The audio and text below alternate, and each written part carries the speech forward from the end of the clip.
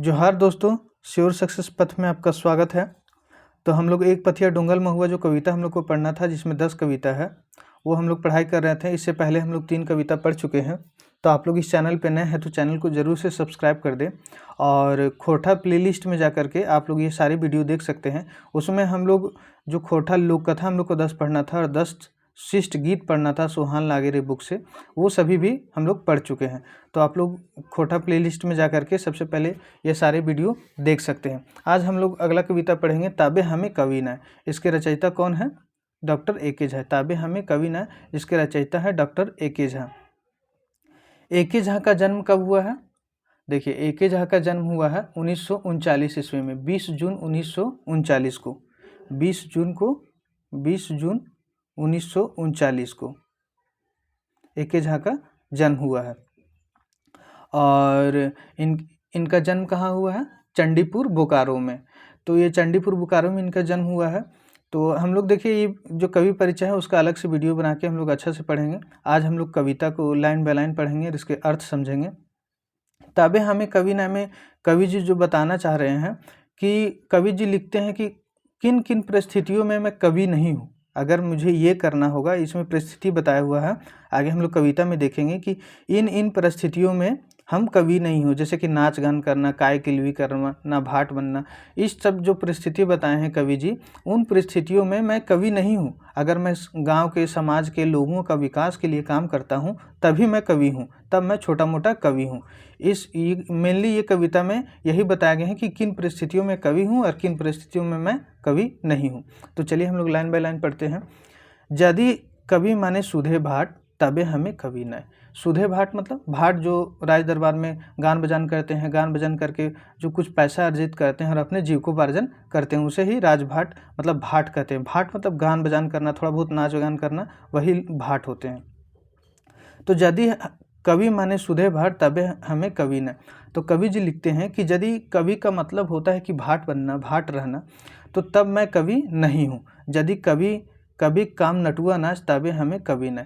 नटुआ नाच मतलब आप लोग देखते हैं कि अधिकतर हम लोग खोरठा वाले क्षेत्र में देखते हैं कि जब होली का त्यौहार आता है तो एक पुरुष जो होता है वो स्त्री का वस्त्र धारण कर लेता है और वहाँ पे मतलब नाच गान करता है, मतलब हंसी मजाक ये सब होता है। तो वो जो स्त्री का वस्त्र धारण करके जो हंसी मजाक करवाता है, नाच गान करता है, वही नाच जो होता है वो नटुआ नाच होता है। तो कवि जी लिखते हैं कि यदि कवि का काम नटुआ नाच है तब मैं कवि नहीं हूँ।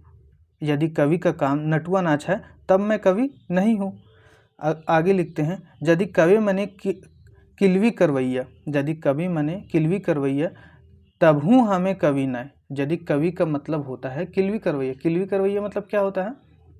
हंसी मजाक करवाना। आजकल का ट्रेंड आप लोग देख रहे होंगे कि एक व्यक्ति स्टेज पे खड़ा है और सारे व्यक्ति जो हैं उसके बातों से, उसके गीतों से, उससे क्या हो रहे हैं, प्रभावित होकर हंस रहे हैं। तो हंसी मजाक करवाने वाला जो होता है वही किलवी करवैया होता है। तो कवि जी लिखते हैं, यदि कवि मने किलवी करवैया, हंसी मजाक कराने वाला होता है कवि का मतलब, तब मैं कवि नहीं हूँ। यदि कवि माने हवे गवैया, तबे हम कवि न। अगर और यदि कवि का मतलब होता है गवैया, गाना बजाने वाला, गान करने वाला होता है, तब मैं कवि नहीं हूँ। आगे लिखते हैं, कि लेना क्यों नहीं हूँ मैं? यदि कवि माने गवैया, तबे शेरा कवि लता मंगेशकर। यदि कवि माने गवैया होता है तबे शेरा कवि कौन है? लता मंगेशकर है। कवि जी लिखते हैं कि यदि कवि का मतलब होता है गवैया मतलब कि गाने वाला, तब तो सबसे सर्वश्रेष्ठ कवि तो लता मंगेशकर जी होंगे, क्योंकि सर्वश्रेष्ठ वही, उनका ही भारत को किला किसे कहा जाता है? उन्हीं को कहा जाता है। तो कवि का मतलब अगर सर्वश्रेष्ठ गवैया होगा तो सबसे सर्वश्रेष्ठ कवि तो हो जाएंगे लता मंगेशकर जी। और आगे लिखते हैं कि यदि कवि मने बस नचवैया होता है तबे महान कवि उदय शंकर हो जाएंगे। और कवि जी लिखते हैं कि यदि कवि का मतलब होता है बस नचवैया मतलब नाच गान कर रहा है, बस वही हो गया कवि का मतलब, तब तो सबसे महान कवि तो उदय शंकर जी हो जाएंगे। इसलिए लिखते हैं कि तब मैं कवि नहीं हूँ। आगे लिखते हैं, तबे यदि कवि मने साहित्यकार, यदि कवि मने साहित्यकार और कविता माने भावे गुने घर विचारे धार, तबे हमू एगो छोट मोट कवि।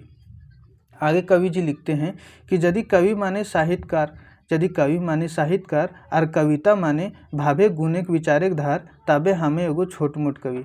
अगर कवि का मतलब होता है साहित्यकार, जो समाज के हित के लिए काम करे, जो मनुष्य की विकास के लिए काम करे, जो मनुष्य की जो रूढ़िवादी विचार है उसको परिवर्तन करने के लिए काम करे, तो ऐसे अगर कवि का मतलब होता है काम करना, अगर ऐसी रचना करना होता है, तब हम क्या हैं, वो छोट मोट कवि हैं। और जाने ना जे काय किलवी हमें अपन कविता पढ़बो मानुष महतिक भनिता वो। और जो है वो काय किलवी नहीं जानता है, हंसी मजाक कराने के लिए नहीं जानता, वो तो समाज के विकास के लिए काम करना चाहता है, समाज के विकास के लिए कुछ गढ़ना चाहता है, कुछ रचना चाहता है, कुछ समझाना चाहता है, उसके विकास के लिए काम करना चाहता है। तो ऐसे अगर होता है यदि जाने न जे काय किलवी, वो काय किलवी नहीं जानता है और वो समाज के विकास के लिए काम करता है, तब मैं एगो क्या हूँ, छोटा मोटा कविता हूँ। यहाँ लिखते हैं हमें अपन कविता पढ़बो, वो काय किलवी नहीं जानता है, मैं अपना कविता पढ़ूंगा और मनुष्य महत्व का भनिता गढ़ूंगा, रचना करूंगा, मनुष्य की महत्व के लिए रचना करूंगा। ये चीज़ यहाँ पे कवि जी लिखते हैं। पारबो नाय पिदके नाचे, पारबो नाय पिदके नाचे, पारबो नाय पिदके नाचे भाई, यदि कवि माने नाच गान तबे हमें कवि नाय। लिखते हैं कि पिदकना नाचना मतलब, पिदकना मतलब समझते हैं, जो देखते होंगे कि छोटा जो बछड़ा होता है वो छोटा में बहुत पिदकता, मतलब पिदकना मतलब सिंपल होता है कि उछलना, उछलना नाचना। तो कवि जी लिखते हैं, डॉक्टर ए.के. झा जी लिखते हैं कि कवि का मतलब अगर पिदके का नाचिक होता है, अगर नाच गान करना होता, पिदकना होता, उछलना होता है, तब मैं कवि नहीं हूँ। यदि कविता माने नाच गान तभी मैं कवि नहीं हूँ। यहीं पे इस कविता ख़त्म होता है। तो आप लोग को अगर ये वीडियो अच्छा लगा होगा तो चैनल को सब्सक्राइब कर दें और लाइक कर दें वीडियो को, और अधिक से अधिक दोस्तों तक शेयर करें। और हम लोग नेक्स्ट वीडियो में हम लोग अगला कविता देखेंगे। और चलिए, आप लोग को इस वीडियो में बने रहने के लिए बहुत बहुत धन्यवाद।